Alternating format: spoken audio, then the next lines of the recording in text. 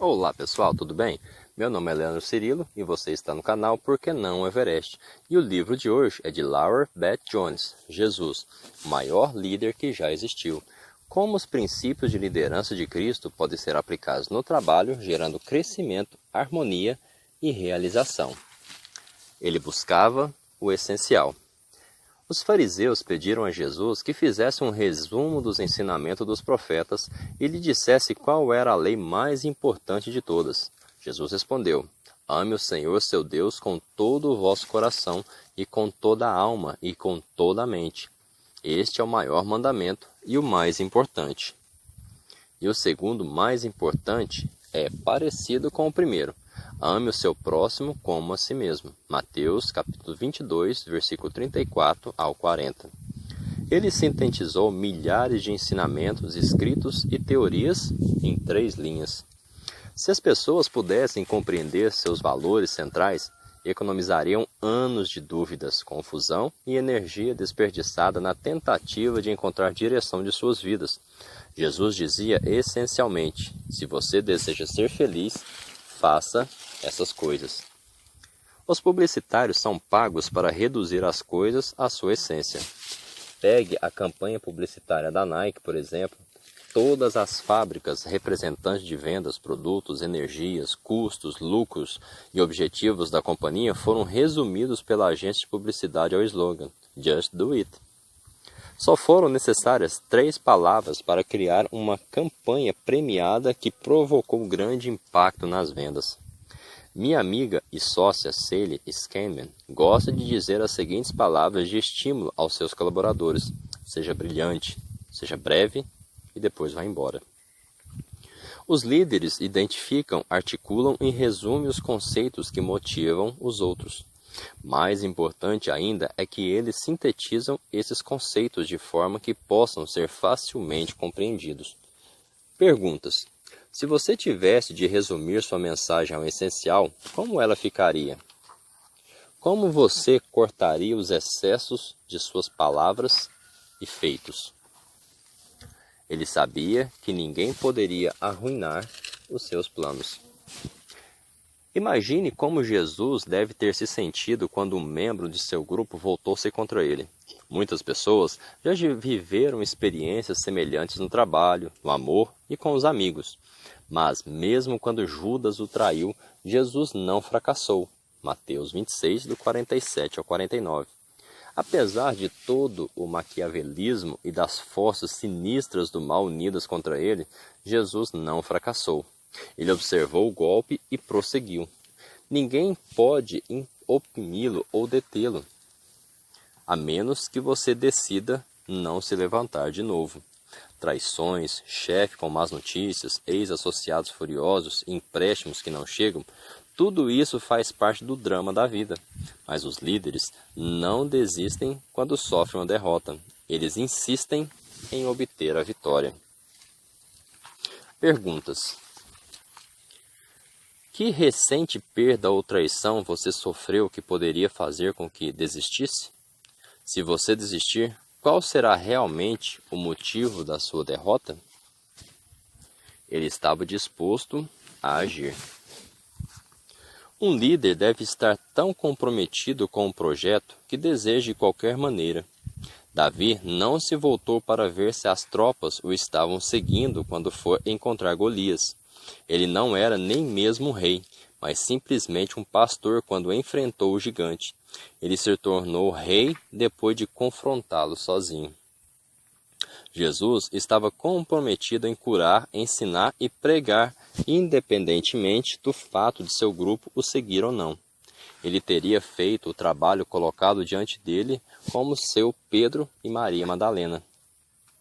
Certa vez, fiquei impressionado ao ver um dos meus sócios, Dominique, cuidando da correspondência da empresa e fazendo pessoalmente suas ligações. Ele era o sócio majoritário, um homem muito rico, que empregava mais de 350 pessoas. E lá estava ele, na agência dos Correios, postando 1.500 cartas. Dominique, por que você não manda alguém da equipe fazer isso? Perguntei. Estão todos em reuniões, ele respondeu afavelmente. E essa correspondência tinha que seguir hoje. Mais tarde, ele me contou que fora criada uma fazenda e que todos faziam o que tinha de ser feito. Quando uma vaca precisava ser ordenhada, meu pai não queria saber de quem era a vez de ordenhá-la. O trabalho simplesmente tinha de ser feito. Os negócios seriam administrados de modo muito mais fácil se todos pensassem assim. A falta desse compromisso de fazer o que deve ser feito é um dos motivos pelos quais o verdadeiro serviço ao consumidor está numa escassez crítica. As pessoas estão tão ocupadas checando as descrições de seus cargos que não têm tempo de fazer o trabalho que precisam fazer. Uma das regras primárias da boa administração é que os gerentes não devem pedir aos seus funcionários que façam qualquer coisa que eles próprios não estão dispostos a fazer. Perde-se muito tempo quando os gerentes ficam esperando a ajuda chegar. Eleanor Roosevelt, uma das grandes líderes de nosso tempo, financiava alguns estudantes com recursos próprios. Certa vez, li uma reportagem em que um jovem contava que recebera durante anos cheques mensais de $75 preenchidos e assinados por Eleanor Roosevelt. Ele lembrava que continuara recebendo os cheques mesmo depois que ela deixou de ser primeira-dama. Teria sido muito mais fácil para ela indicá-lo a algum comitê escolar, talvez até escrever uma carta de recomendação. Contudo, Eleanor estava pessoalmente comprometida em educar e apoiar alunos que considerava merecedores. Ela bancou mais de 25 alunos com dinheiro de sua conta pessoal. Estava disposta a realizar seus planos com ou sem ajuda. Pergunta: que compromisso você está disposto a assumir e fazer acontecer com ou sem ajuda? Quem e o que, além de si mesmo, você apoiou com sua conta bancária pessoal? Ele dava um passo de cada vez. Luz Hay, uma famosa autora americana, foi questionada certa vez sobre o que a levou à sua grande obra. Ela respondeu: foi simples, fiz apenas a próxima coisa diante de mim e ajudei no que pude. Ela agora possui uma editora, uma série de livros e de fitas muito vendidos em uma casa junto ao mar. Tudo isso é o resultado de ter dado um passo de cada vez. A tentação de fazer tudo perfeito e de uma vez leva à procrastinação, à inatividade ou à paralisia total. Como, em geral, existem muitas tarefas que precisam ser realizadas, os bons líderes e gerentes devem encorajar suas equipes a pensar sempre diante e a ser firme em suas ações. Minha mãe certa vez me advertiu: querida, se você for cair, pode sempre cair para frente. Os líderes são constantemente jogados em águas profundas, e a liderança não vem com mapas detalhados, somente com um senso genérico de direção. Mesmo Jesus, com toda a clareza que tinha sobre a sua missão, recebia suas instruções diariamente. Num dia, a ordem era esperar, no outro, seguir. Um dos meus consultores me contou a história de um amigo que realizou o sonho da vida dele, tornando-se proprietário de um resort no Havaí. Sabe como ele chegou lá? Ele me perguntou. Fazendo panquecas, uma de cada vez. Esse homem sempre quis ser dono de um hotel, mas não tinha dinheiro para começar esse projeto. Ele arrumou um emprego como cozinheiro numa casa especializada em panquecas e logo chegou a gerente. Então ele e o dono se juntaram e compraram outra casa de panquecas, depois outra. Não demorou muito para que o império das panquecas fosse vendido e se transformasse num hotel no Havaí.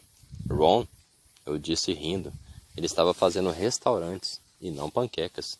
Bem, a questão central é que ele começou como cozinheiro e deu um passo de cada vez, o consultor respondeu. Então, quando eu chegava perto dele, cheio de ansiedade para qual seria meu próximo passo e fazendo 1000 perguntas sobre como eu venceria, Ron sorria e dizia: vire, vire, vire, fazendo com as mãos o movimento de atirar as panquecas para o alto. Perguntas. Você precisa ver a situação toda antes de avançar? Você pode citar algum líder que deu um passo sem saber para onde estava indo? Ele servia apenas o melhor vinho. Recentemente visitei parentes de uma amiga que mantinha a mobília da sala coberta com plástico. Este sofá tem 20 anos e ainda está novinho em folha, vangloriou-se a mãe de Susan. Imaginando o calor sufocante de Nova York no verão, perguntei à minha amiga o que eles faziam nos dias quentes. Saímos da sala de estar, ela respondeu com um suspiro. Então, para que servia o sofá? Jesus não guardava um pouco de si para depois. Ele se dava por inteiro. O primeiro milagre que realizou foi transformar água em vinho, num casamento. Jesus derramava o melhor de suas afeições sobre todos que encontravam. Ele é uma capacidade importante porque nós geralmente damos afeto às pessoas em conta-gotas.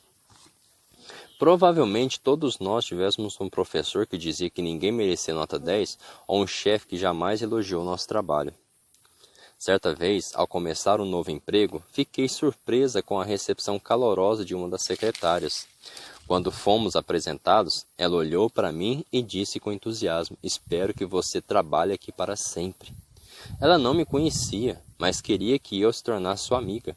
Eu gostaria de mais pessoas fossem capazes de se afeiçoar de maneira tão espontânea. Infelizmente, muitos de nós agem como juízes olímpicos, avaliando minuciosamente o desempenho das pessoas antes de abrirem seus corações a elas. Por que esperamos para servir o vinho? Jesus não chegou aos 40 anos, talvez por saber que não estaria aqui por muito tempo. Ele tenha servido o melhor vinho primeiro. Ele distribuiu o vinho gratuitamente a todos que desejavam bebê-lo. Jesus despejava o melhor de si sobre quem encontrava. Perguntas: por que sua vida ainda está coberta de plástico, sendo guardada para alguma ocasião especial? Com que frequência você retém amor e afeição até que alguém os mereça? Ele mudou a unidade de medida.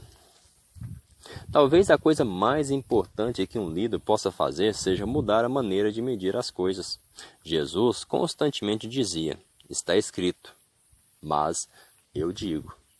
Ele estava mudando as unidades de medida, de santidade, de exigências para chegar à presença de Deus, de como medimos o crescimento e o valor da raça humana.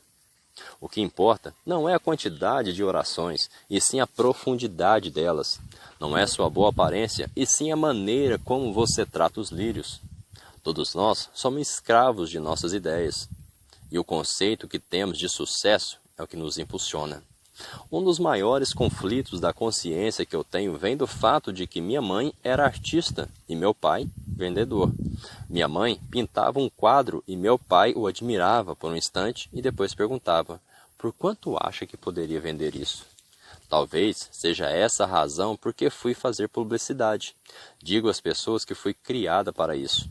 Compreendo perfeitamente por que minha mãe só se dedicava com seriedade à pintura quando meu pai estava fora.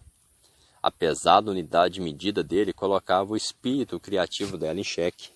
Os clichês custam a morrer, porém, quando os homens são medidos por seu dinheiro e as mulheres por sua aparência, ainda temos muito caminho pela frente para criar um sentido de valores para nossos filhos. Acho os concursos de belezas eventos culturais espantosos. Já pensou na mensagem que estamos enviando aos jovens de ambos os sexos, quando temos um grupo de jurados dando notas às mulheres que se exibem em diversos estágios de maquiagens, produção e nudez? Não é de se admirar que as meninas de 10 e 11 anos desmaiem nas aulas de matemática porque estão fazendo dieta, tentando perder algumas gramas. As mulheres não devem ser medidas e pesadas como gado. Até hoje, quando as revistas falam sobre modelos, fazem questão de dizer sua altura e seu peso. Por outro lado, os homens também não devem ser medidos pelo dinheiro que têm no banco. Acho divertido quando revistas como Forbes citam a fortuna de alguém. Isso significa que uma pessoa que tenha 1 bilhão vale mais do que uma criança com 25 centavos no bolso? Parece ridículo, não é? Contudo, observe como as pessoas ricas são tratadas em relação àquelas que não têm nada. Tudo isso acontece por causa de nossa unidade de medidas culturais. Somos escravos de nossas crenças, vendidos a nossas unidades de medidas particulares. Sou membro da World Business Academy, que se dedica a mudar as unidades de medida nas empresas e das nações. Esse grupo de executivos e líderes de empresas se reúne regularmente em sedes locais e encontros nacionais para discutir como mudar os paradigmas no mundo dos negócios. Numa recente convenção em Dallas, Texas, um dos oradores afirmou que a ONU está estudando formas de medir o progresso das nações usando índices que não se limitem ao produto interno bruto ou à produção econômica dos países, mas que incluem também fatores como a situação das mulheres e das crianças e a sensibilidade ambiental.